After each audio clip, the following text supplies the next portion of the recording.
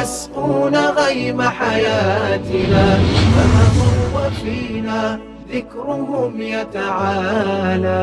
رحلوا وألقوا في الضمير سؤالا، هل مثلهم نجم سما وتلالا؟ ملأوا الحياة مفاخرا بفعالهم، وزهت بهم دنيا الأنام دلالا. جيل الصحابة لا مثيل لعزمهم، هم سادته الدنيا هدى وفعالا ومواقف. بسم الله الرحمن الرحیم. الحمد لله رب العالمین والصلاة والسلام على سید الانبیاء والمرسلین محمد و علی آله و صحبه اجمعین. اما بعد، بینندگان بسیار عزیز و گرامی، السلام علیکم و رحمت الله و برکاته. مولانا محمد حسین گرگیج به خاطر دفاع از صحابه پیامبر اکرم صلی الله علیه و سلم، خلفای راشدین و اهل بیت رسول الله صلی الله علیه و آله و سلم از امامت جمعه آزاد شهر در هفته گذشته توسط نماینده جنگلخوار خامنه‌ای آیت الله نور مفیدی عزل گردید. در کشوری که دزدها ارج ببینند و بر صدر بنشینند، پاکان باید عزل بشند و برکنار بشند و جایی نداشته باشند. اما چرا نظام جنایتکار ولایت فقیه و خامنه‌ای از مولانا گرگیج خشمگین شد؟ برای اینکه مولانا گرگیج صدای بلند آزادی، صدای بلند غیرت و شهامت و مردانگی بود و اونجایی که مردم بلوچستان مورد ظلم و ستم قرار گرفتند، مولانا گرگیج صدای خودش رو بلند کرد. اونجایی که مردم ایران مورد ظلم و ستم و تبعیض قرار گرفتند، مولانا گرگیج انتقاد کرد. اونجایی که آیت الله نور مفیدی نماینده خامنه‌ای در گلستان جنگلخواری میکرد، مولانا گرگیج و محیط زیست رو در واقع داشت نابود میکرد، مولانا گرگیج صدای اعتراض خودش رو بلند کرد. اونجایی که ایام فاطمیه درست کردند برای اینکه بین مسلمانان تفرقه و اختلاف بیندازند، مولانا گرگیج صدای وحدت طلبی و اینکه صحابه و اهل بیت با یکدیگر رفیق و دوست بودند و خدمات متقابلی رو با یکدیگر برای یکدیگر انجام میدادند و همهشون در خدمت اسلام و مسلمین بودند، صدایش رو بلند کرد و صحبت از وحدت و یک پارچگی کرد. اما نظام قصد دارد که این صداهای حق طلبانه ای رو که در راه دفاع از صحابه، دفاع از خلفای راشدین و دفاع از ملت ایران هستند خاموش کند. امروز معلمین عزیز ما در سراسر کشور در کف خیابانها حضور دارند و دارند اعتراض میکنند. خبرهای رسیده حاکی از این هست که در شیراز به معلمان حمله شده و مردم کردستان در سنندج، بوکان و جاهای دیگر دست به اعتراض زدند به خاطر اعدام حیدر قربانی. بلوچستان و گلستان هم در التهاب به سر میبرند برای اینکه مردم در گلستان منتظر این هستند که فردا نماز جمعه رو پشت سر مولانا محمد حسین گرگیج در آزادشهر برگزار بکنند. اما به نظر میرسه نشر شده نیروهایی در نیروهای یگان ویژه در حال گشت زنی هستند و میخواهند اجازه ندهند مردم در جمهوری اسلامی، در کشوری که خودش رو میگه من ام القرای جهان اسلام هستم، میخواند فردا به مردم اجازه ندهند که در نماز جمعه شرکت بکنند و به مولانا گرگیج اجازه ندهند که نماز جمعه رو برگزار بکنند. از همین الان فعالان مدنی و سیاسی و مردم فراخوان دادند برای اینکه از مولانا گرگیج حمایت بکنیم، زیرا حمایت از مولانا گرگیج حمایت از عدالت هست، حمایت از آزادی دینی و مذهبی و سیاسی است، حمایت از شجاعت و شهامت و مردانگی است که مولانا گرگیج در طی سالهای گذشته ایستاده‌اند. فراخوان عمومی برای حمایت از مولانا محمد حسین گرگیج. نماز جمعه آتی آزاد شهر را با مولانا گرگیج برگزار خواهیم کرد. این در واقع پیام مردم گلستان هست. در بلوچستان هم فعالان مدنی فراخوان دادند مبنی بر این که باید از مولانا گرگیج در برابر حمله ها و هجمه هایی که می شود حمایت کرد. فردا ائمه جمعه سخنرانی خواهند کرد، صحبت خواهند کرد در سراسر کشور، من جمله در بلوچستان، و مردم اهل سنت صدای اعتراض خودش رو به بیعدالتی و ظلم و ستم و عزل و برکناری بناحق و غیرقانونی مولانا گرگیج رو اعلام خواهند کرد و در برابر این ظلم و ستم نخواهند، در واقع سکوت نخواهند کرد. این صحبت‌های مولانا گرگیج رو در دفاع از عمر بن خطاب و خلفای راشدین بشنویم. خب من صدا رو ندارم. اتاق فرمان تربیت که به حضرت عمر و عمریان لعنت میگوید، لعنت بر پدر و مادرش که چنین فرزند را تربیت کرده.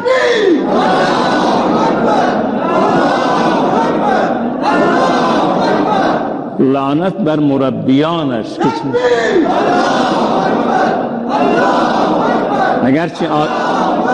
اگرچه عادت ما لعنت کردن نیست، اما برای چنین انسانای لعنت خدا.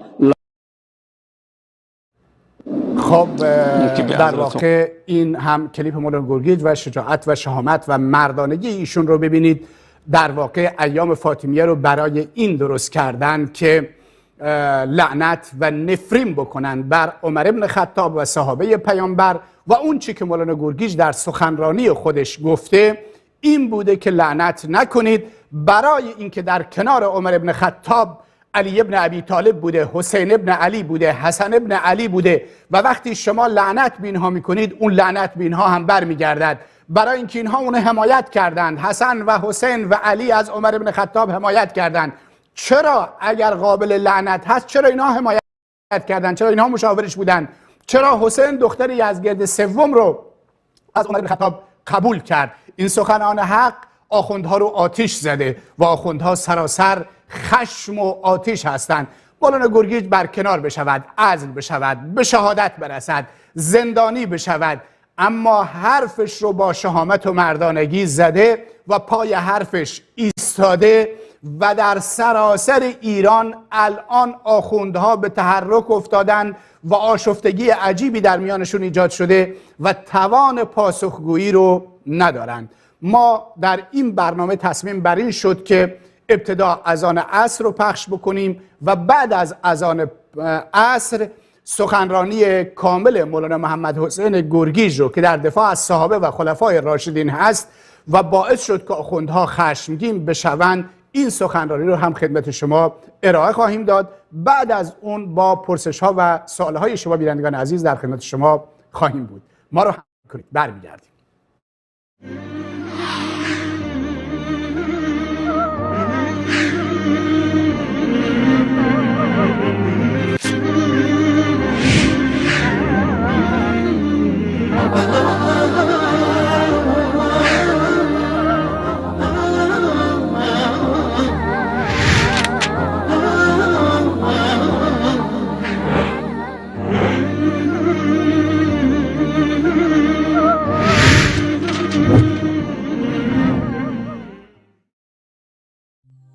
گوشه‌ای از عملکرد شیعیان اهل عراق با حضرت حسن رضی الله عنه.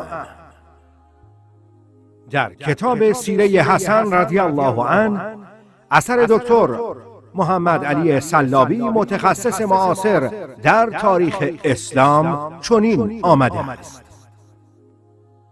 پس از اینکه مذاکرات و گفتگوهای حسن ابن علی و معاویه رضی الله عنهم پیرامون صلح به نتیجه رسید، حسن رضی الله عنه در صدد آن برآمد که ذهن پیروان بردند تا وی را به قتل برسانند.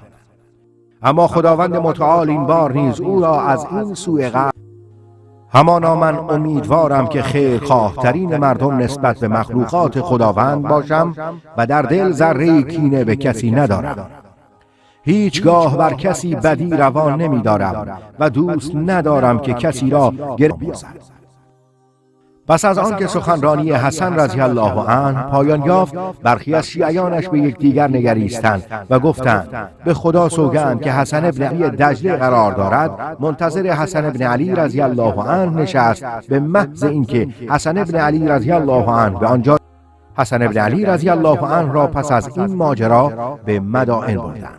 سپس سعد ابن مسعود طبیبی برای مداوای حسن ابن علی رضی الله عنه آورد تا از وی مراقبت کند و چون حسن رضی الله عنه بهبود یافت، او را به قصر البیض در مدائن بردند. هلال ابن خناب میگوید حسن ابن علی رضی الله عنه فرماندهان سپاه خویش را در قصر مدائن فراخواند و خطاب به آنان فرمود: ای اهل عراق، شما 3 بدی و خیانت در حق من مرتکب شدید که هیچگاه از ذهنم نمی رود و فراموشم نخواهد شد. 1. این که پدرم را به قتل رساندید.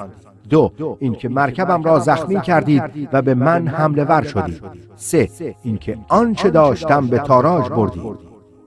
یا فرمود ردایم را کشیدید، حال آنکه با من بیعت کرده و متعهد شده بودید که با هر کس صلح نمایم شما نیز صلح کنید و با هر کس بجنگم شما نیز بجنگید. بدانید که من با معاویه رضی الله عنه بیعت کردم، پس شما نیز از او اطاعت نمایید. سپس حسن ابن علی رضی الله عنه از منبر پایین آمد و وارد قصر شد.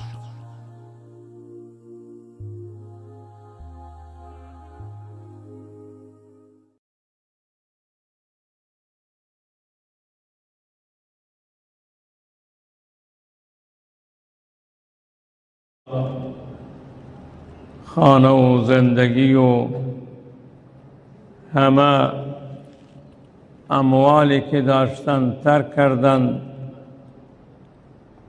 و ملک و وطن را ترک کردند و برای خدا خود را مهاجر و آواره قرار دادند. اونا را میگویند مهاجرین. مهاجر در قرآن آیات زیادی به طرف این اشاره دارد. دوم گروهی که الله عزوجلال از اونا به خوبی یاد می کند گروه انصارن، کسانی که دین خدا را، رسول خدا را یاری کردند، کمک کردند و به داد مهاجرین رسیدند، مهاجرین را جا و مکان دادند، مهاجرین را با آغوش باز پذیرفتند. اونا را به تعبیر قرآن انصار میگوید و انصار هستند. سوم کسانی که بعد از مهاجرین و انصار میان، چه در زمان صدر اسلام و چه تا امروزی که ما زندگی میکنیم، هر کسی که بعد از صحابه، بعد از یاران رسول الله صلی الله علیه و آله و سلم، چه در زمان خود یاران ایمان آورده‌اند و به اسلام در آمده‌اند و پیغمبر را ندیده‌اند، اونا را تابعین میگوییم و به تعبیر قرآن تابعین تعبیر میشوند. اون حدیث معروفی که پیغمبر صلی الله علیه وسلم فرمود خیر القرون قرنی، بهترین قرن من هست، زمانه من هست. ثم الذين يلونهم ثم الذين يلونهم. صحابه رسول الله در خیر القرون بودند. اونا را خداوند به عنوان خیر امت یاد کرده. کنتم خیر امت اخرجت للناس تأمرون بالمعروف و تنهون عن المنکر و تؤمنون بالله. و بعد از اون تابعین هستند که شاگردان اصحاب رسول الله باشند و بعد از اونا تبع تابعین که شاگردان رسول الله باشند. خیر القرون قرنی ثم الذین یلونهم ثم الذین یلونهم که همیشه در خطبه نماز جمعه خوانده می شود.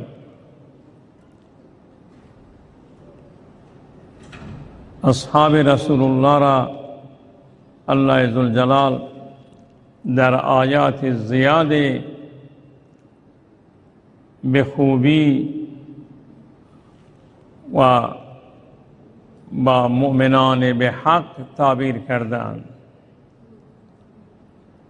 در آیه 4 سوره انفال درباره صحابه رسول الله هست، درباره مهاجرین و انصار است که اولئک هم المؤمنون حقا. چه آیه 4 سوره انفال، چه 74 سوره انفال که خداوند وقتی که از مهاجرین و انصار یاد می کنند تعبیر آخر بر این است که اولئک، یعنی این دو جماعت که مهاجرین و انصار باشند، هم المؤمنون حقا.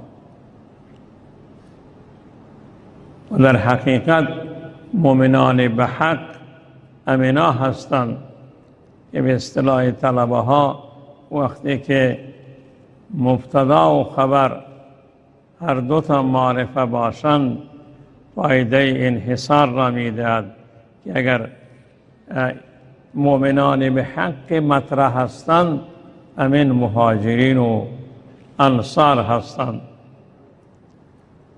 و در آیه 22 سوره مجادله الله ذوالجلال وقتی که از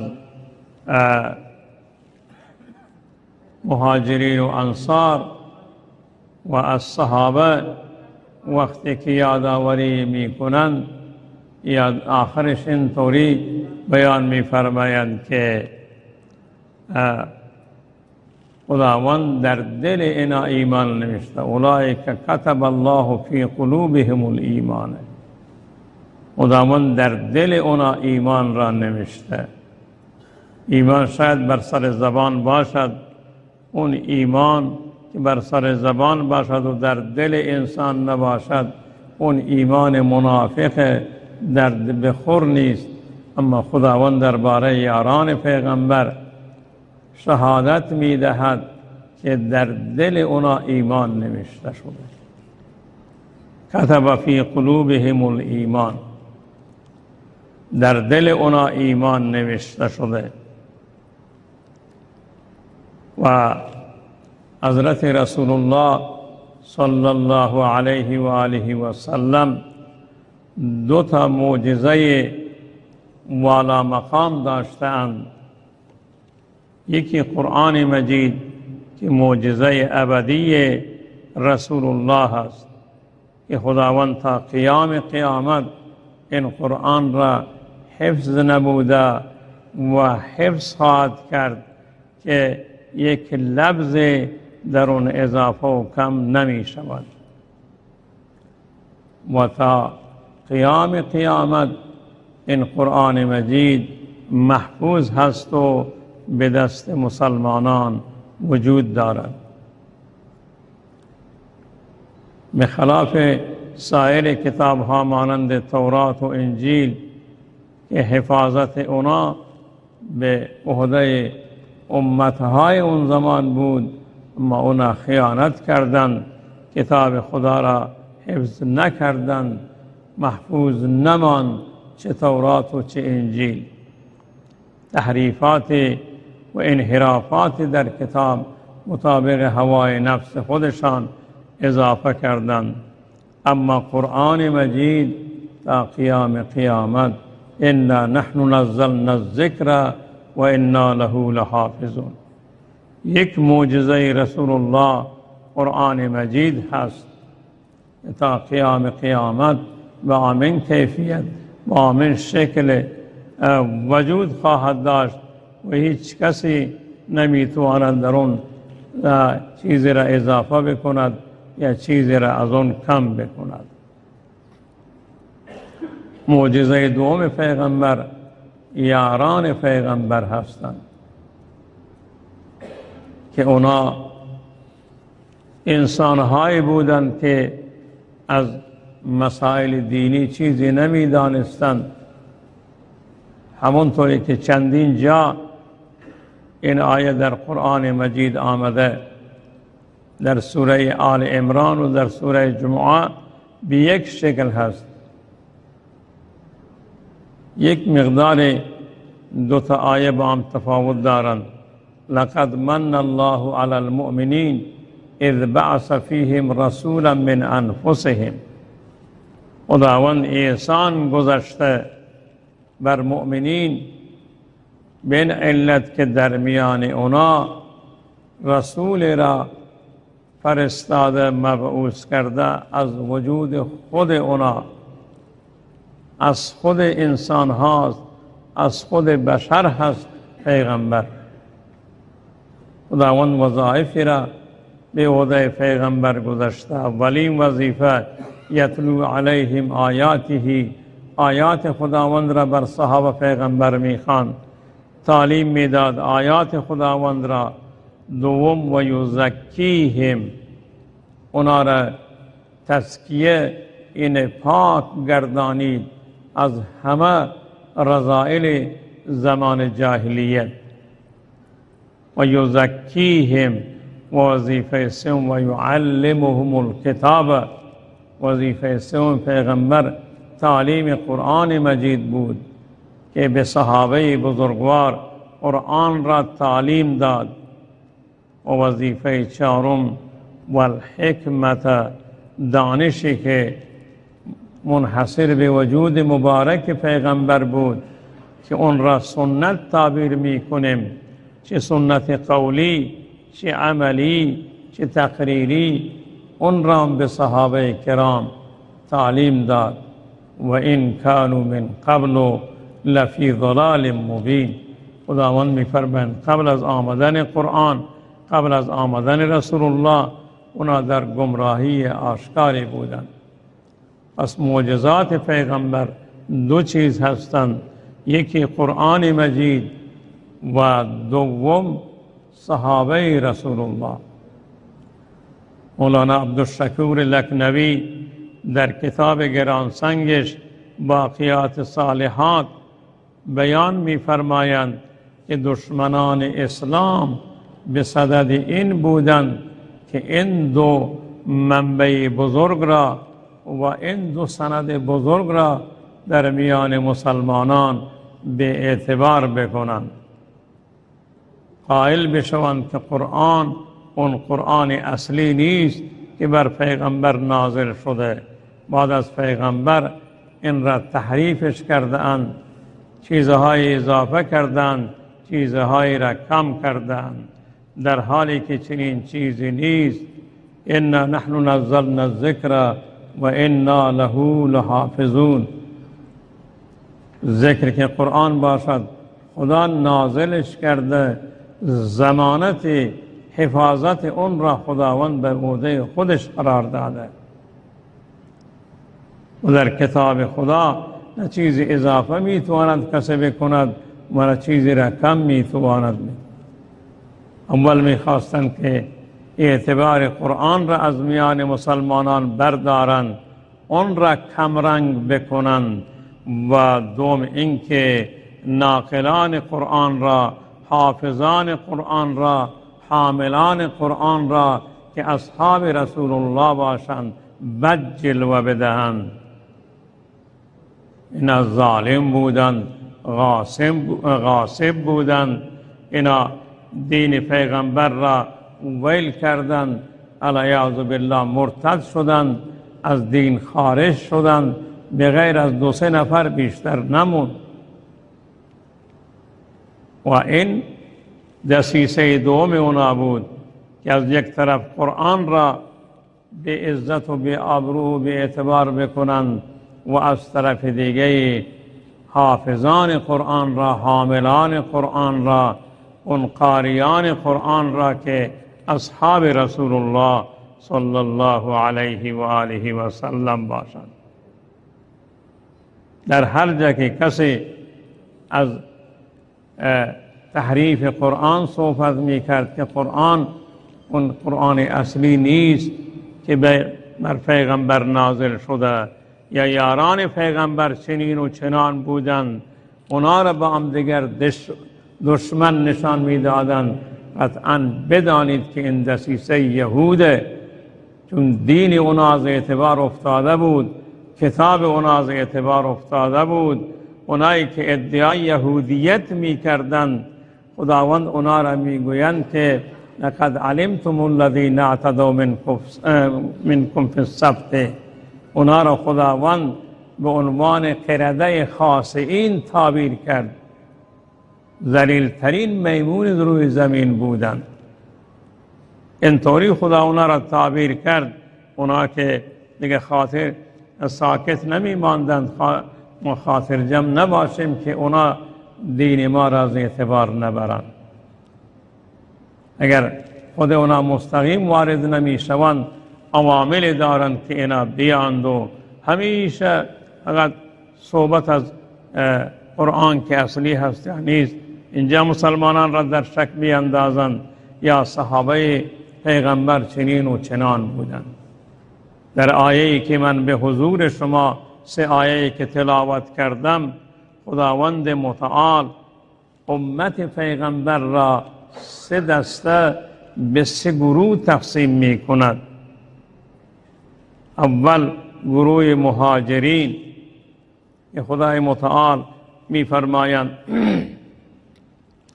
مالی که از مالفه یهودیا در مالهای بنی نذیر و بنی قینقاع و غیره به دست مسلمانان افتادن، این مالفه گفته می شود بدون اینکه مسلمانان با اونا درگیر بشوند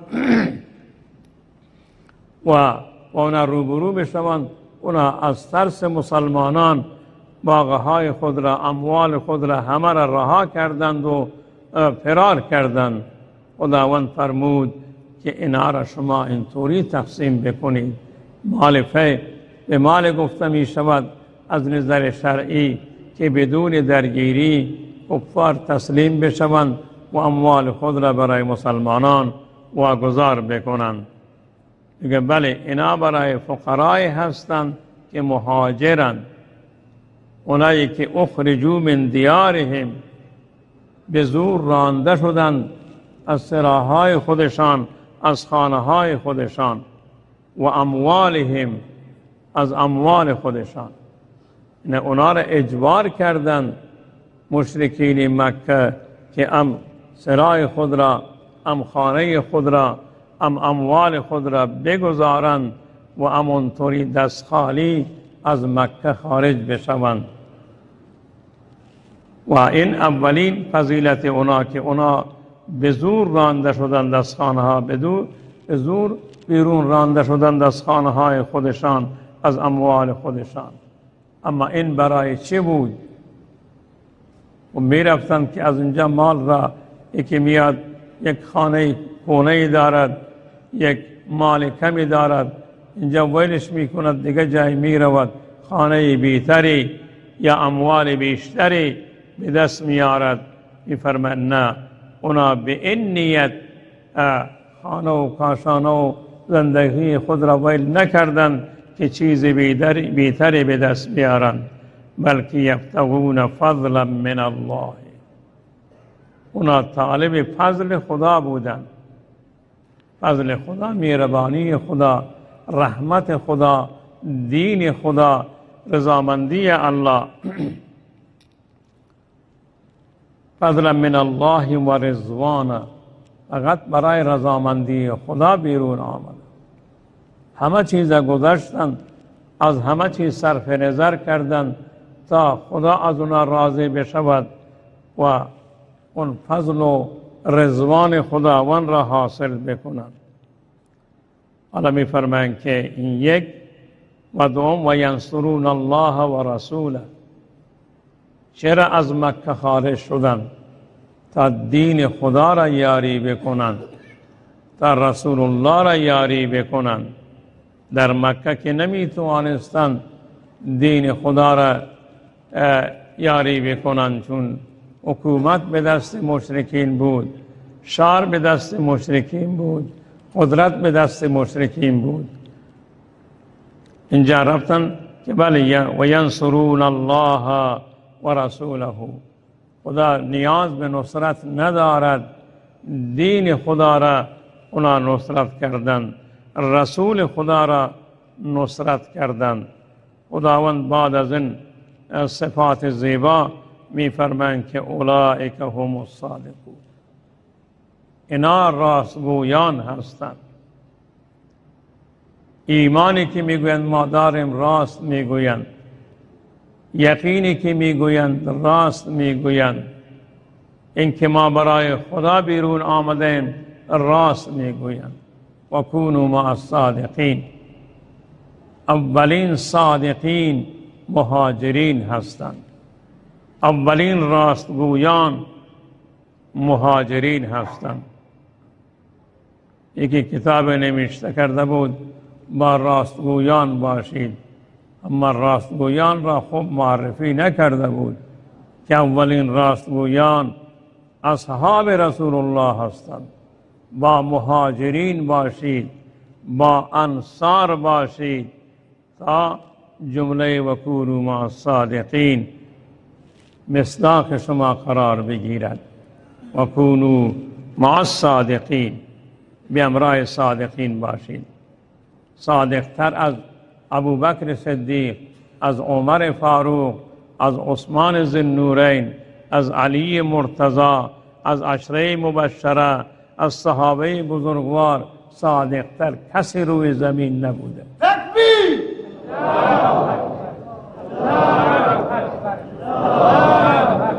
هر کسی که به همراه اونا بود نجات می کند.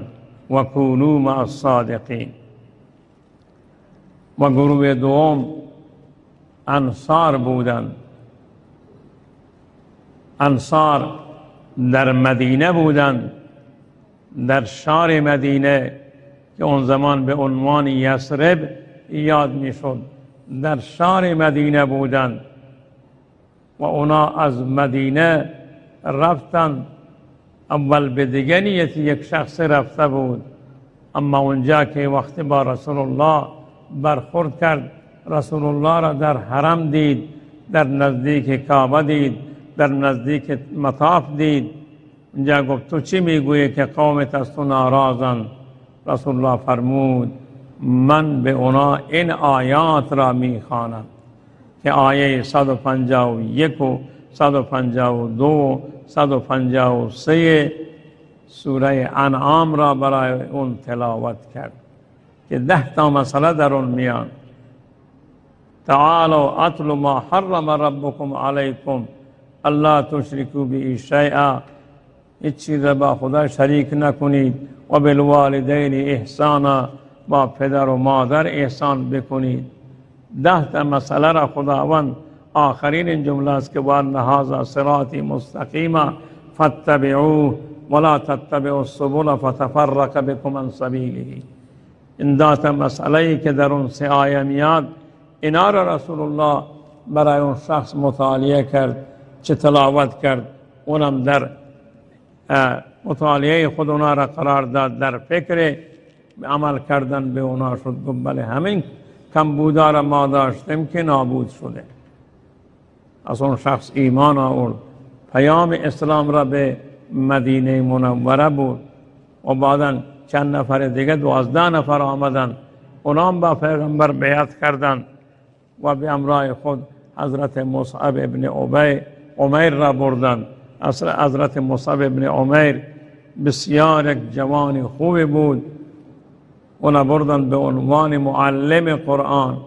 به گفته عایشه صدیقه رضی الله تعالی عنها گفت مدینه را ما با شمشیر فتح نکردیم، مدینه منوره را قرآن مجید فتح کرد که آیات قرآن در اونجا رفتن، مدینه منوره فتح شد. پس در اینجا بود که اون صحابی بزرگوار حضرت مصعب ابن عمیر که جز شهدای احد هست و قبرش 3 تا قبر اونجا که زمانی که ما سال 78 رفتیم 3 تا قبر مشخص بودن در احد که 72 نفر اونجا شهید شدند. یکی قبر حضرت حمزه بود، یکی عبدالله ابن جحش پسر خاله پسر عمه رسول الله بود و یکی هم همین قبر مصعب ابن عمیر بود. یکی هم اونجا با خاک یکسان بودند و معنویتشان خیلی بالا. ولی اونجا بود که این انسان والا مقام که مصعب ابن عمیر باشد، داخل باغها، زیر درختان، شب در خانه ها به عنوان مخفیانه قرآن را تعلیم میداد تا که 70 نفر آمده شدن رفتن با پیغمبر بیعت کردن در منا و پیغمبر را دعوت کردن که مدینه بیایید. پیغمبر مدینه آمد.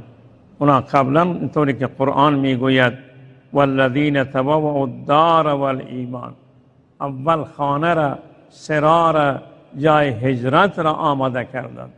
و هر کسی که بیاد ما اون را با آغوش باز میپذیریم و ایمانم قبلا در دل اونا رفته بود. یعنی قبل از اینکه پیغمبر بیاد، قبل از اینکه مهاجرین بیان، ایمان در دل اونا جا گرفته بود. والذین تبوأوا الدار والایمان، سرا را برای مهاجرین، خانه ها را برای مهاجرین آماده کردند. همونطوری که قرآن میگوید یؤثرون علی انفسهم ولو کان بهم خصاصه، اونا ایثارگر بودند. ایثارگری معنایش چه هست؟ وقتی که سرزمینای یهودیا را رسول الله گرفت و بیا اینا را تقسیم میکنیم بر شما، بر مهاجرین و انصار، اونا گفتن ما زمین داریم، ما باغ داریم، ما خانه و زندگی داریم، همه چیز در اختیار ما هست، همه چیز در اختیار ما هست. این بیایید به اون کسانی که از خانه های خودشان از مکه، از اموال خودشان در مکه رانده شدند، اینا را به اونا بدهید. ایثارگری معنایش این است. ایثارگری نیست که انسان خودخواه باشد، همه چیز را برای خود بداند، دیگران محروم باشند. اون ایثارگری نمیگویند، اون خودخواهی هست، اون صفت حیوانی هست.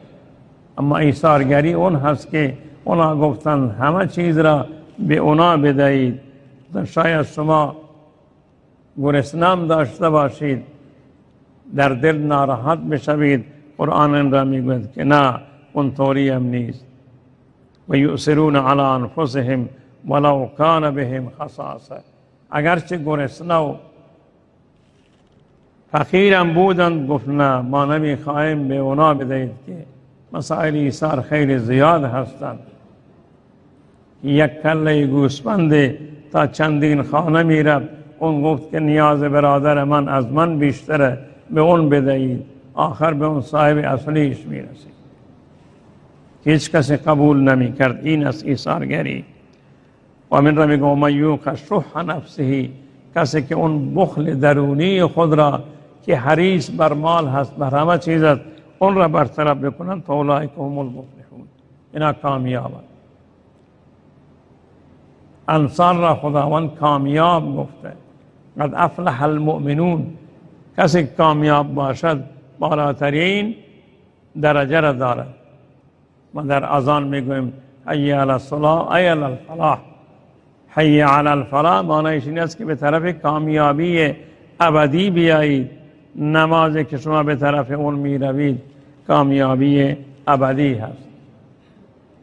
و گروه سوم میفرماید الذین جاءوا من بعده، اونایی که بعد از صحابه، بعد از مهاجرین و انصار میان، یقولون ربنا اغفر لنا، اینا که بعد میان صفت این کسانی که بعد از صحابه هستند، چه در اون زمانی که خود صحابه بودند چه تا امروز که ما وجود داریم، ما دو صفت اگر داشته باشیم پس پیرو اونا هستیم و الا ادعا دروغه. یک، ربنا اغفر لنا، خدای ما را مغفرت کن، ولی اخواننا، اون برادران ما، الذین سبقونا بالایمان، اونایی که در ایمان از ما سبقت گرفتن. سابقون الاولون در آیه 100 سوره توبه خدا تعبیر میکنه، السابقون الاولون من المهاجرین والانصار. سابقون الاولون اونا بودن، من المهاجرین والانصار. به خدایا ما را مغفرت بفرما و اون کسانی که در ایمان از ما سبقت گرفتن، پیش قدم شدن در زمان رسول الله، که همون مهاجرین و انصاری که به خود پیغمبر ایمان آوردن، خود پیغمبر را دیدن، خود نزول قرآن را دیدن، قرآن بر سر اونا به توسط رسول الله نازل می شد، اون را به چشم خود مشاهده می کردن، هر مسئله‌ای که بود بیعینهی اون را می دیدن. این یک دعا که دعای مغفرت برای خود و برای آل ایمانی که از ما جلوتر بودند. دعای دوم، ولا تجعل فی قلوبنا غلا، خدایا در دل ما کینه، عداوتی، کدورتی، بدگمانی در دل ما قرار مده، للذین آمنوا، برای اون کسانی که جلوتر از ما ایمان آوردند. ربنا انک رؤوف رحیم، خدایا تو رؤوف رحیم هستی. حضرت زین العابدین چنانچه که مفسرین می نویسند، در اکثر تفاسیر این واقعه را می نویسند، زین العابدین فرزند حضرت حسین ابن علی که اسم اینم علی بود، زین العابدین رضی الله تعالی عنهم، نشسته بود یک گروه از یاران پیغمبر عیبجویی می کردند و اونا را بد و بیرا می گفتند. زین العابدین اون را خواست گفت بیایید شما جز مهاجرین هستید؟ گفتن نه. و جز انصار هستید؟ بازم گفتن نه. و من شهادت میدم که شما امت درست پیغمبرم نیستید، چون مهاجرین و انصار خداوند در آیه 8 و 9 سوره حشر جلو ذکر کرده. در آیه 10 ذکر کرده اون کسانی که بعد از اونا میان دو صفت دارند. این دو صفت در وجود شما نیست. یک استغفار برای خود و برای اون اصحاب رسول الله، و دوم این که خدایا در دل ما عداوت و کینه و کدورت قرار مدی.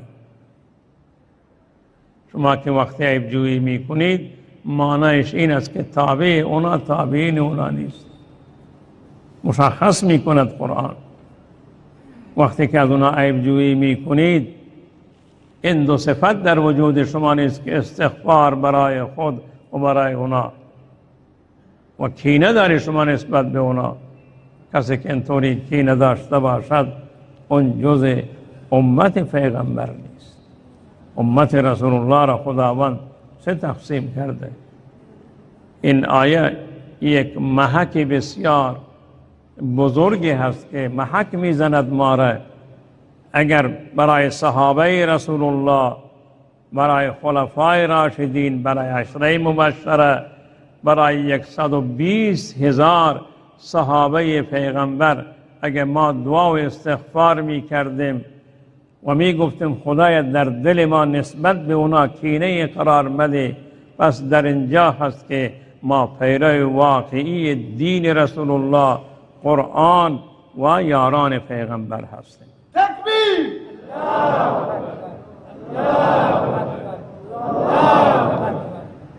و الا به گفته امام مالک این آیه ما را از امت جدا می کند. امام مالک می فرمایند اون کسانی که اصحاب پیغمبر را بد و بیرا می گویند، امام مالک نظریه دارند، بگه این آیه اونا را جدا می کند و حتی در مالفه هم نصیبی ندارند، در مالفه هم نصیبی ندارند. پس ما بیاییم نسبت به یاران پیغمبر، اونا را خداوند اینطوری تعریف می کند که محمد رسول الله والذین معه اشداء علی الکفار رحماء بینهم. محمد رسول خدا صلی الله علیه وسلم، اونا که به همراه اونا هستند، به همراه پیغمبر هستند که یاران و اصحاب پیغمبر باشند، اشداء علی الکفار رحماء بینهم. حتی علما کتاب به نام رحماء بینهم نوشتند. مولانا محمد نافع رحمه الله یک کتاب به نام رحماء بینهم نوشتند. این واقعا اون محبتی که در میان ابوبکر صدیق و علی و آل بیتش بوده، اون محبتی که در میان حضرت علی و عمر فاروق بوده، مگر الکی هست که حضرت علی بیاد جگرگوشه فاطمه را، ام کلثوم را به نکاح عمر که تفاوت سنی خیلی زیاد دارد در نکاح اون قرار بدهد؟ آیا این نشانگر محبت حضرت علی و حضرت عمر است وصلت کاری یا نه؟ این عداوتی هست، هیچ توجیه در اینجا ندارند عزیزان. چطوری توجیه میکنن این نکاح را؟ چطوری توجیه میکنن سرباز بودن حسن و حسین را که سربازان حضرت عمر بودند؟ و این چیز جالبی، مادر زین العابدین این دختر یزدگرد بوده، بعض اون را شاه زنان گفتند، بعض شابانو گفتند. به هر حال شابانو باشد، شاه زنان باشد. وقتی که این دختران یزدگرد به مدینه بردند، اونجا حضرت عمر گفت که این دختران بادشاهان ایران هستند، اینا از نوادگان اون ساسانیا هستند، اینا را باید با عزت و احترام به اینا برخورد کرد. و من برای شابانو یا شاه زنان شوهری بیتر از حسین نمی بینم. اون را به نکاح حسین در آورد رضی الله عنه که زین العابدین از اون به وجود آمد و 9 تا امام دیگه از نسل اون شاه زنان یا شاربانو هست. این زمان غنیمت و خلافت حضرت عمر بود. اگه ما خلافت حضرت عمر را زیر سوال ببریم و این را خدای ناخواسته ظالم و غاصب بدانیم، پس چه حیثیتی برای ائمه میماند، چه نسب درست برای ائمه میماند. اینا قابل تأمل هستند. یکی در تاریخ چیز را نوشته بدون سند، اون را نباید اعتبار کرد. صحابه را با میزان قرآن باید سنجید، صحابه را با عمل کردشان باید سنجید. 25 سال مشاور بودن حضرت علی که برای خلفای ثلاثه مشاور بود چیز الکی نیست. اونم مشاور خصوصی درجه 1. در نهج البلاغه این مسئله را میخوانیم. چه حضرت عمر میخواد به جنگ روم بیاد، برود یا به جنگ ایران بیاد، حضرت علی جلویش گرفت، گفت نروید که شما اصل عرب هستید، دین به شما وابسته هست. اگر شما را ببینند همه یک مرتبه هجوم میارند، میگه این را که از بین بردید دین پیغمبر قرآن و دین رسول الله را از بین میبریم ما. پس اهمیت خاص حضرت علی برای وجود حضرت عمر قائل بود که مشوره نداد برای حضور فیزیکی در جنگ ایران و روم، به اون مشوره نداد.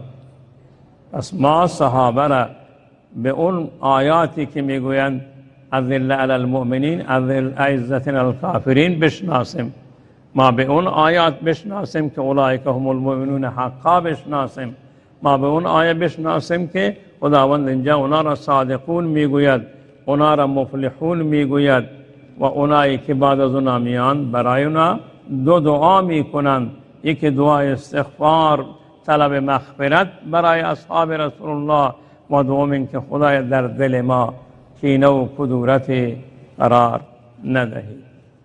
انشالله که این آیه را به خوبی با تدبر بخوانید و آیات زیادی درباره خود فضائل صحابه رسول الله آمده. فین آمنو بمثل ما آمنتم فقد اهتدوا. خداوند به یهودیان به منافقان میگویند اگر ایمان اونا مانند ایمان صحابه بود هدایت هست، اگر ایمان مانند ایمان صحابه نبود هدایت نیست. یا ایمان صحابه ملاک قرار گرفته.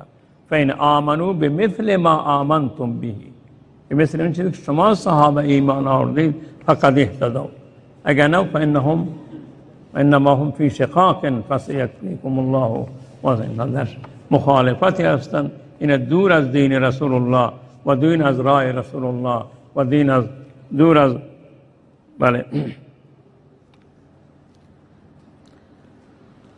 بله جزاکم الله خیر. تا اینجا بس است انشاءالله که این آیات را آمین آیه 8 و 9 و 10 سوره حشر را به تدبر مطالعه بشود.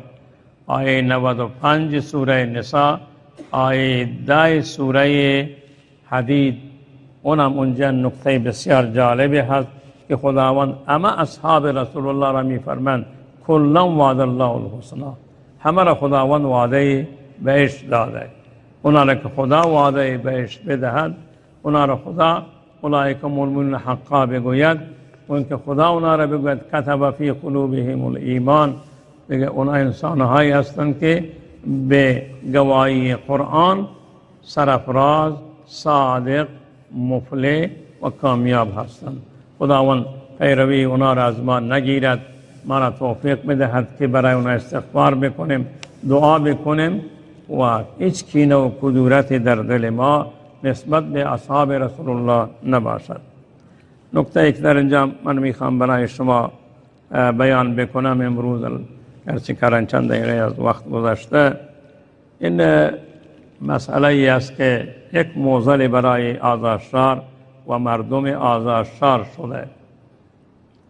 این زباله هایی که در 2 کیلومتری شهر آزادشار در جاده ترانزیتی تهران مشهد قرار گرفته، از اینجا هر کسی که رد می شود این تعفنش که اون را اذیت و آزار می کند، اون به جای خود که عواقب خیلی بدی برای محیط زیست ما دارد،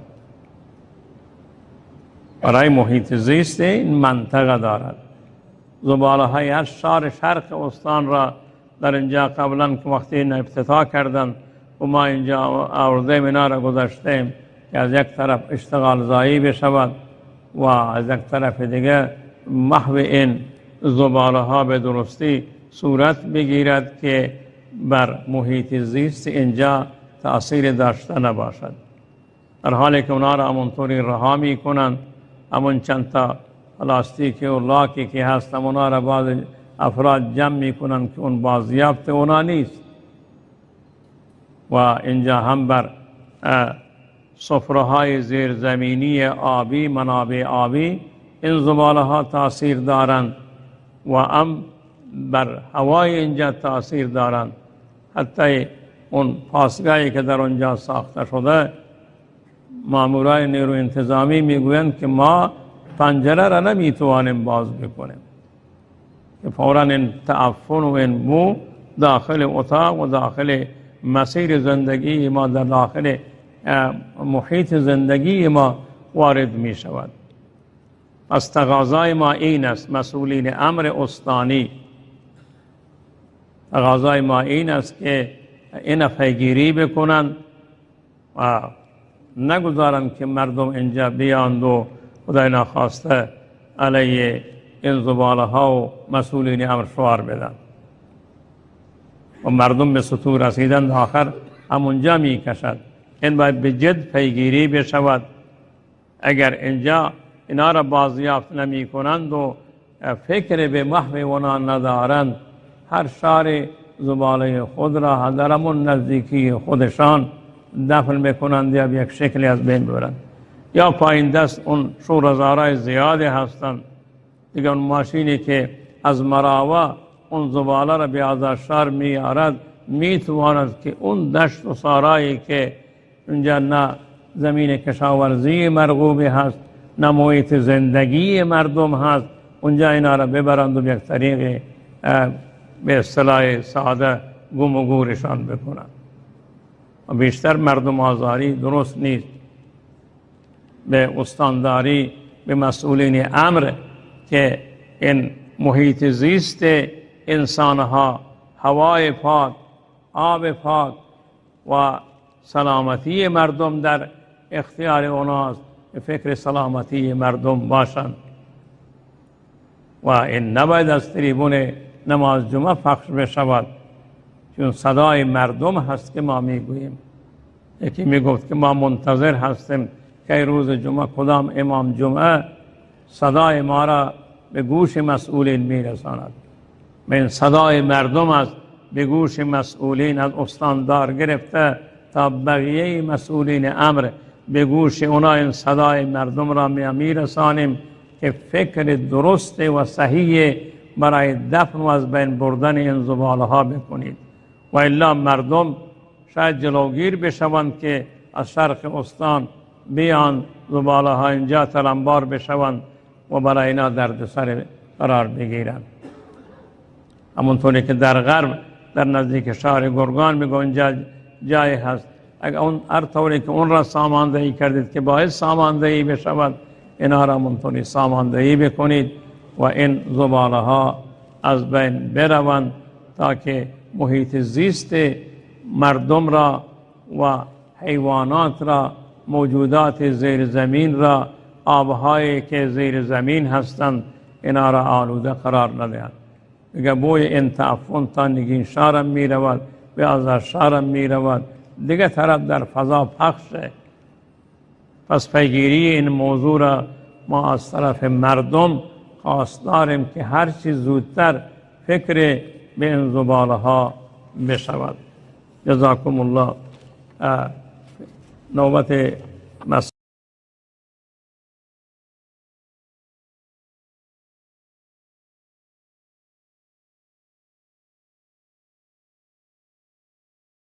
خير القرون مواقفا ومثالا، تبعوا الرسول إذا سعى أو قالا. كانوا هنا يسقون غيم حياتنا، فمضوا وفينا ذكرهم يتعالى. رحلوا وألقوا في الضمير سؤالا، هل مثلهم نجم سما وتلالا. ملأوا الحياة مفاخرا بفعالهم، وزهت بهم دنيا الأنام دلالا. جيل الصحابة لا مثيل لعزمهم، هم سادته الدنيا هدى وفعالا ومواقف. بسم الله الرحمن الرحیم. با عرض سلام مجدد خدمت شما بینندگان عزیز و گرامی. سخنرانی کامل مولانا محمد حسین گرگیج امام جمعه آزاد شهر رو که باعث خشم خامنه‌ای و نمایندگان ولی فقیه در بلوچستان، آیت الله مهامی و آیت الله نور مفیدی، آیت الله جنگلخوار در گلستان شد رو خدمت شما عزیزان پخش کردیم. فراخوانه های متعددی منتشر شده که فردا در نمازهای جمعه اهل سنت ائمه جمعه در رابطه با عزل غیرقانونی مولانا محمد حسین گرگیج صحبت بکنند و مردم هم صدای خشم و اعتراض خودشون رو به این خشم، به این عزل غیرقانونی رو به گوش خامنه‌ای و نمایندگانش برسونند. و مردم اهل سنت مسئله شخص مولانا گرگیج نیست، مسئله توهین‌هایی است که سالانه در ایام فاطمیه اول و ایام فاطمیه دوم به مقدسات مسلمین، به عمر ابن خطاب رضی الله تعالی عنه صورت میگیرد و سال به سال پررنگتر میکنند تا اینکه شکاف و اختلاف رو بین مسلمانان بیشتر بکنن. اون چه که مولانا گرگیج صحبت کرده این هست که بین خلفای راشدین و اهل بیت رسول اکرم صلی الله علیه وسلم، بین عمر ابن خطاب و اهل بیت اتفاق بوده، وحدت بوده، یک پارچگی بوده، به یکدیگر زن میدادند، از یکدیگر زن میگرفتند، دوست بودند، رفیق بودند، مشاور یکدیگر بودند. اما نظام ولایت فقیه این صدای عدالتخواه و عدالت پیشه رو نمیتونه تحمل بکنه. این کلیپ رو در واقع با یکدیگر ببینیم در رابطه با آیت الله نور مفیدی، کسی که حکم غیرقانونی عزل مولانا گرگیج رو امضا کرده که در استان گلستان و در خطه شمال کشور مشغول چه کارهایی است. دهه اخیر حداقل 2 میلیون هکتار از جنگل‌های کشور خورده شده، اما این جنگلخواران چه قدرتی هستند که هم دولت و هم مجلس به سازشون میرقصن. به این سند توجه کنید. سند محرمانه از هشدار سازمان بازرسی کل کشور به مجلس در خصوص جنگلخواری آیت الله نور مفیدی، نماینده ولی فقیه در استان گلستان، کسی که یک امپراتوری از شرکت‌های چوب و راهسازی رو با فرزندانش اداره میکنه. او به همراه 2 نماینده دیگه ولی فقیه در استانهای شمالی کشور تنها با یک نامه به مجلس جلوی اجرای طرح مبارزه با جنگلخواری موسوم به تنفس جنگل رو گرفت و همه فعالان مدنی و رسانه‌ای معترض به جنگلخواری رو یکی پس از دیگری حذف کرد. آخرین مورد مولانا گرگیج، رهبر مذهبی اهل سنت استان گلستان و از مخالفان جنگلخواری بود. شخص آیت الله نور مفیدی، جنگلخوار اعظم، یک سخنرانی مولانا گرگیج رو بهانه قرار داد و این مدافع محیط زیست رو هم از امامت جمعه عزل کرد. ممنون و متشکر. این هم در واقع جنایتکاری به نام نور مفیدی که مرتکب این جنایت ها میشه. حالا جالب این هست که وقتی این ایام که فاطمیه هست و مولانا گرگیج رو چون دفاع کرده از اهل بیت و خلفای راشدین برکنارش کردن، حالا منطق این آخوند رو در رابطه با اینکه چرا علی ابن ابی طالب از فاطمه زهرا دفاع نکرد، منطق این آخوند رو ببینیم و بشنویم. امیدوارم که این تصویر رو داشته باشیم. گفتن آقا چرا فاطمه دفاع نکردی؟ فرمود آمده بودن هم منو هم حسنم رو و هم حسینم رو بکشن، فاطمه که قربانی شد از خون ما گذشتن.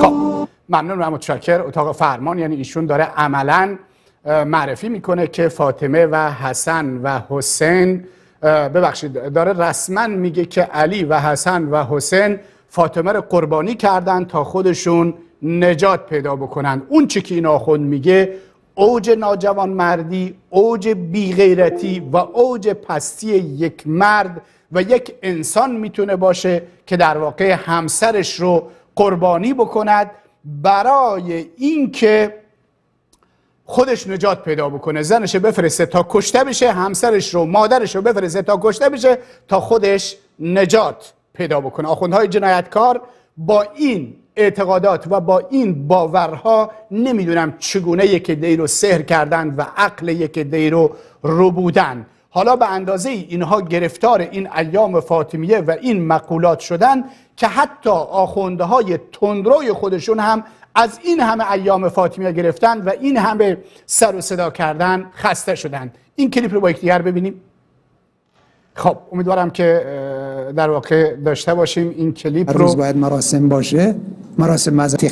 دهه فاطمیه درست کردیم، دهه محسنیه هم می‌خوایم درست کنیم، دهه مسلمیه هم درست کنیم، دهه محرم، اصلا ماه محرم، ماه سفر الحمدلله خب بالاخره من گفتم بیزنس از این جهته، یه عده چون وقتی کسبشون این شد که هر روز باید مراسم باشه، مراسم مذهبی باشه، میگردن دنبال تولدهایی برای بعضی پیدا کردن تو تاریخ اصلا وجود نداره، تاریخ تولد فلان امامزاده، تاریخ وفات فلان امامزاده، نمیدونم تاریخ ورود فلان، تاریخ خروج فلان، مراسم امروز نصب پرچم، فردا برداشتن پرچم. والا بالله این خدمت به امام حسین علیه السلام نیست که شما در دهه محرم 30 شو بگه هر کدام میزنید، این دار زنجیر میزنید، اون دار سینه میزنید، این عمامه سیاه، این عمامه سفید، به قول معروف صدا سیما بشه کلا رنگین و سفید، عمامه سیاه، عمامه سفید.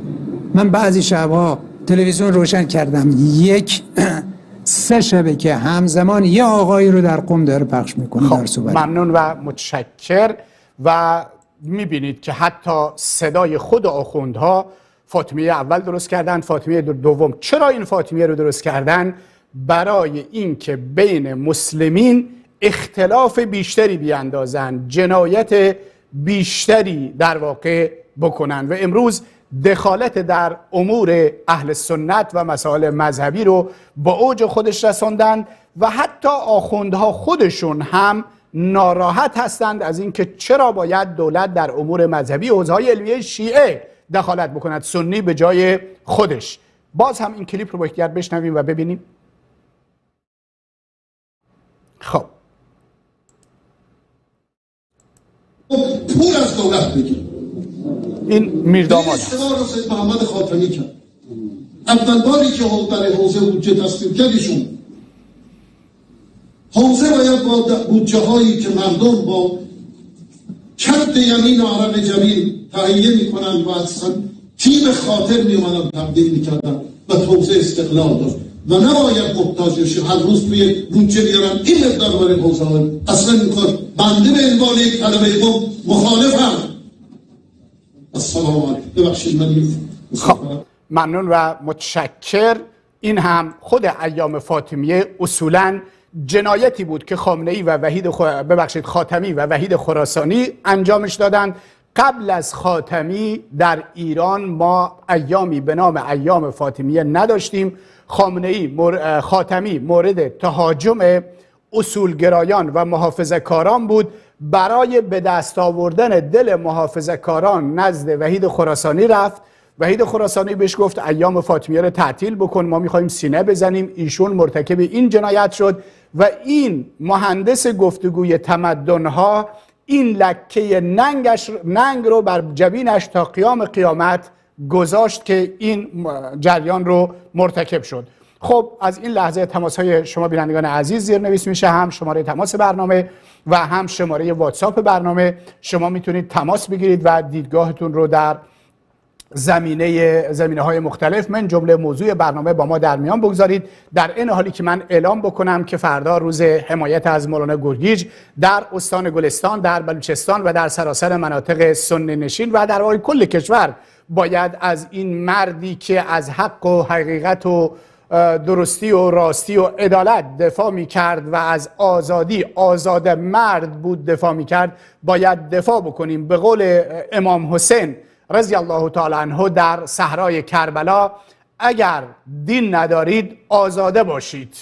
به شمر و عبیدالله ابن زیاد و دارودستهش حسین ابن علی رضی الله تعالی عنه گفت که اگر دین ندارید آزاده باشید. و در واقع من الان همین چیزی میگم اگر کسانی معتقد به دین هم نیستند، خدا و پیغمبر نیستند، باز هم آزاده باشند و از این در واقع صحبت‌های مولانا گرگیج و این فردی که آزادانه حرف میزد و انتقاد میکرد و مورد خشم ولایت فقیه و آخوند نور مفیدی، این آخوند جنگلخوار قرار گرفته، ازش دفاع بکنیم. پیامی رو که یکی از بینندگان برای من فرستاده، این پیام رو خدمت شما پخش میکنم. صدای این پیام رو داشته باشیم اتاق فرمان. ایام فاطمیه و شهادت بیبی دو عالم، پاره تن پیامبر به من شما ربطی نداره. به شوهر گردن کلفتش هم ظاهرا ربطی نداشته. نمیدونستی بودم. لای در و دیوار له شده، دنده و پهلو شکسته خورد شده، شوهرش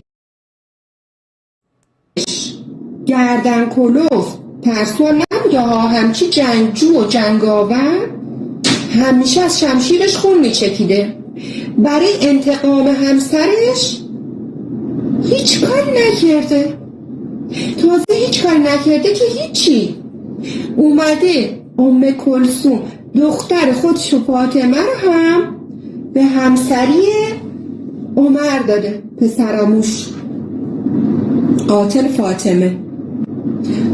باریکلا. خب ممنون و متشکر. این هم پیامی از یکی از بینندگان، پیامی رو که فرستاده که در واقع قابل تأمل هست. صحبتی که کرده صحبتی مبتنی بر عقل و خرد هست. بیننده پیام دیگه فرستاده، گفته چرا در تقویمه های قبل از سال 80 وفات حضرت فاطمه درد شده بود و بعدها به شهادت تبدیل شد؟ برای اینکه آخوندها نیاز به دکان جدید داشتند، نیاز به درآمد جدید داشتند، نیاز به این داشتند که برای توجیه ظلم و ستم و جنایاتشون با احساسات مردم شیعه بازی بکنن، دهه فاطمیه اول بگیرن، دهه فاطمیه دوم بگیرن، مردم رو با این مسائل سرگرم بکنن و خودشون کشور رو چپاول بکنن، دزدی بکنن، بخورند و ببرند، صیغه بکنن، خمس بگیرن و به شیوه های مختلف مرتکب جنایت بشن. نخستین بیننده رو میبینیم، آقای محمد از بلوچستان. درود بر شما آقای محمد، بفرمایید. سلامت باشید آقای محمد، در خدمت شما هستم، بفرمایید. آقای محمد بفرمایید. جونمون فدای مولانا گرگیج ها. الله نگهدار. ممنون و متشکر آقای محمد. میدونم که مولانا گرگیج در طول 40 سال گذشته از مردم بلوچ، از مردم ایران، از آزادی، از عدالت دفاع کرده، علیه تبعیض‌ها صحبت کرده و امروز صدها هزار نفر آماده هستند در راهش جان بدن و جان فشانی بکنن. خود مولانا گرگیج هم گفته اگر من 1000 تا جان داشته باشم، هر 1000 جانم را تقدیم اسلام میکنم. درود بر تمام مردان شجاع، درود بر تمام مردان دلیر، درود بر تمام مردانی که در راه خدا و در مسیر خدا از سرزنش هیچ سرزنش کننده ای نمی ترسند. من به صورت قاطعانه خدمت شما میگم که مولانا گرگیج 80 سال حدوداً فکر میکنم عمر ایشون هست. تمام تبلیغاتی رو که در 80 سال گذشته برای اسلام و مسلمین کرده، تأثیرش یک طرف. این صحبتی که اخیراً مطرح کرد و آخوندها فکر کردن میتونن ضربه فنیش بکنن، تأثیر این صحبت، تأثیر صحبت‌های 80 ساله مولانا گرگیج رو 100 برابر کرد و مولانا گرگیج امروز تبدیل به یک چالش جدی هم برای نظام ولایت فقیه صحبت‌هایش و هم برای دین و مذهب ساختگی ولایت فقیه شده و این اون نکته است که در واقع آخوندها رو واقعاً به وحشت انداخته. بیننده پیام فرستاده، گفته با سلام خدمت استادان گرامی، مهریه که سنگین است. خب این موضوع رو من نمیخونم به دلیل اینکه خارج از چارچوب برنامه هست. بیننده دیگه پیام فرستاده، سلام خدمت آقای توشابی عزیز، لطفاً به همه مسلمین ایران زمین بگویید مولانا گرگیج رو تنها نذارن که کفتاران نظام ایشون رو اذیت کنن. این رژیم فقط با افراد تنها و بی پشتیبان برخورد میکنه و بسیار ترسو هستند. مگه ایشون چه گفتن؟ گفتن هر که به عمر رضی الله تعالی عنه لعنت کند، بر پدر و مادر و استادش لعنت. و امام حسین سرباز عمر رضی الله تعالی عنه بوده، خوب بوده، تازه نه خودش، پدرش و برادرش هم حقوق بگیر عمر بودن. در کل نظام خونخوار آخوندی بداند، در کل نظام خونخوار آخوندی بداند مولانا رو تنها نمیگذاریم. بهزاد از خرم‌آباد لرستان، درود بر شما مردم عزیز و آزاده لرستان و درود بر کل ملت ایران که میدونم که مولانا گرگیج تنها نیست.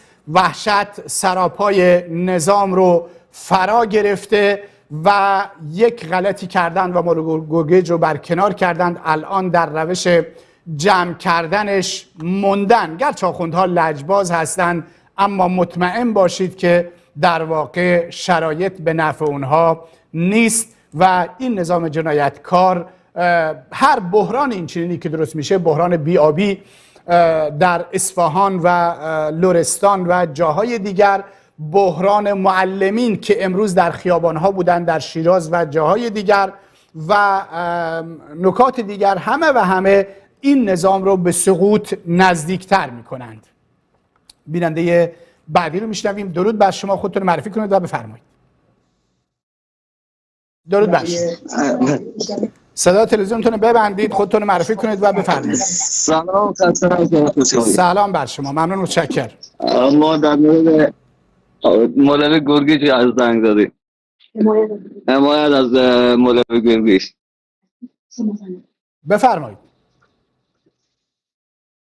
امر دیگه نداشتم، خداحافظی. ممنون و متشکر دوست عزیز که البته خودتون معرفی نکردید. به هر حال ممنون و متشکر. بیننده دیگری روی خط هست. سلام بر شما. خب ایشون هم قطع شدند.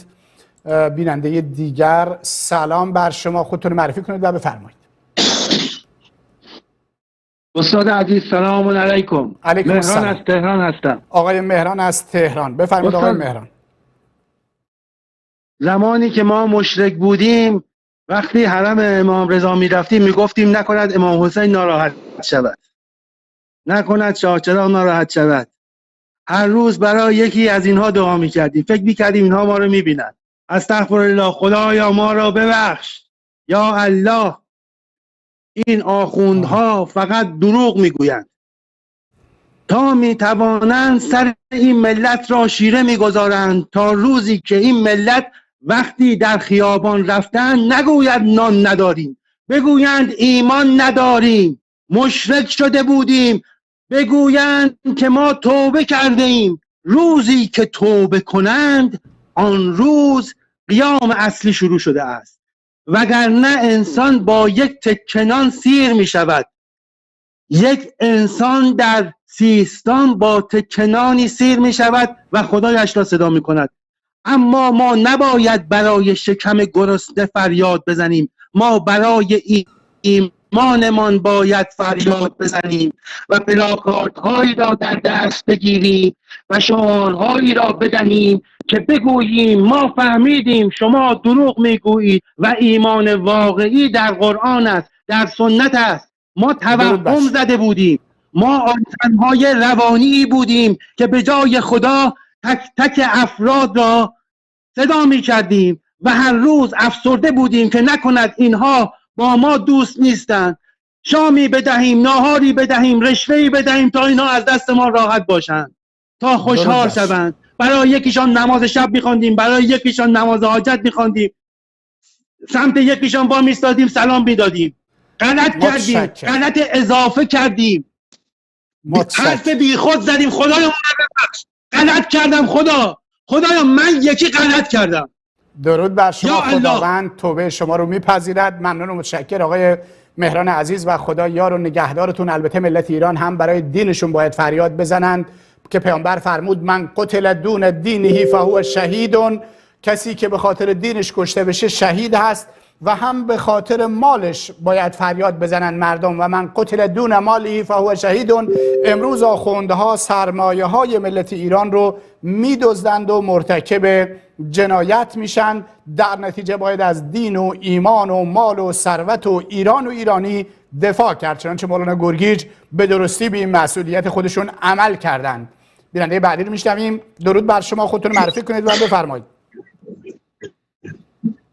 سلام آقای مهندس ترشوی، وقت بخیر. من وحیدالدین هستم. آقای وحیدالدین درود بر شما، خواهش میکنم بفرمایید آقای وحیدالدین.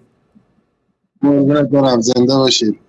میخواستم عرض کنم خدمت آقای ترشوی عزیز، خواهش میکنم. جناب آقای مولانا گرگیج رو باید با عنوان عالم و دانشمند خطابش کرد، چرا که من تو این چند وقت گذشته سخنرانی‌های خیلی از مولوی‌ها و مولاناهای اهل تسنن خودمون رو گوش کردم. این خیلی مهمه که بعد از گذشت این همه سال، حداقل تو این 40 سال 44 سال گذشته، فکر نمی کنم کسی رو ما داشته باشیم که انقدر ظریف، دقیق و موشکافانه مسائل دین و مذهب رو کنکاش کرده باشه و تونسته باشه یک چنین مطلب بسیار ظریف قبول کنید. این موضوعی که جناب مولانا گرگیج عنوان کرد خیلی ظریفه، خیلی ها به این موضوع فکر نکرده بودن، ولی این فقط از عهده یک دانشمند و یک عالم برمیاد که بتونه چنین فکری بکنه و چنین چالشی رو مطرح بکنه. پس من فکر میکنم که لقب دانشمند و عالم فرزانه نسبت به ایشون شایسته و بایسته تا باید ایشون رو دانشمند و عالم برجسته اسلام و مذهب تسنن خطابش کرد. درود و درود میفرستم به همه آدمایی که این چنین قدم برمیدارن در راه اسلام، در راه پیامبر و در راه حقانیت و حق و حق. درود به همه، درود به شما و درود به همه رهروان راستی، صداقت و پیامبر اعظم. خیلی ممنون. خدا خواهش میکنم آقای وحیدالدین عزیز، خدا یار و نگهدارتون. بله، من به همه بینندگان عزیز توصیه میکنم حتما به سخنرانی‌های مولانا گرگیج در فضای مجازی که در تلگرام و یوتیوب و جاهای مختلف گذاشته شدن مراجعه بکنید. این مرد بزرگ رو شاید تا در دوران گذشته کمتر ملت و مردم ما میشناختند، اما آخوندها با یک هیاهوی دروغین، با یک تبلیغات دروغین که ایشون به اهل بیت پیامبر توهین میکنه باعث شدند که هزاران ایرانی به سخنرانی‌های ایشون مراجعه بکنند و حتی ما در شبکه کلمه اونقدر به این موضوع نمی پرداختیم، اما این مسئله باعث شد یک تلنگر جدی به دین و مذهب آخوندها وارد بشه. حتما سخنرانی‌های ایشون رو گوش بکنید، پر از علم، پر از دانش و پر از در واقع زیبایی‌ها و خوبی‌ها هستند سخنرانی‌های مولانا گرگیج. بیننده بعدی رو میشنویم. درود بر شما، خودتون معرفی کنید و بفرمایید. خب ایشون قطع شدند. سلام بر شما، خودتون رو باز هم ایشون هم قطع شدند. بگذارید بیننده بعدی رو داشته باشیم. درود بر شما، خودتون معرفی کنید و بفرمایید. صدای تلویزیون رو ببندید، خودتون معرفی کنید و بفرمایید. سلام، ترشاوی هستم، بفرمایید. از مشهد تماس میگیرم، میخواستم حمایت خودم از مولوی گرگیج بیان کنم. درود بر شما، درود بر شما. صحبت دیگه هم دارید، در خدمتتون هستم. بله، یک مناظره با یک مداح کردم چند وقت پیش. گفتم چرا حضرت علی موقعی که به حساب حضرت عمر اومد حضرت فاطمه رو اینجوری مظلومانه کش، به شهادت رسون، هیچی نگفت. گفت به خاطر اینکه همین حرف این بنده آخونده رو زد. گفت به خاطر که حسن و حسین و علی هر سه تا نجات پیدا کنن. بعد گفتم خب چجوریه که این کار رو کرد؟ گفت مثل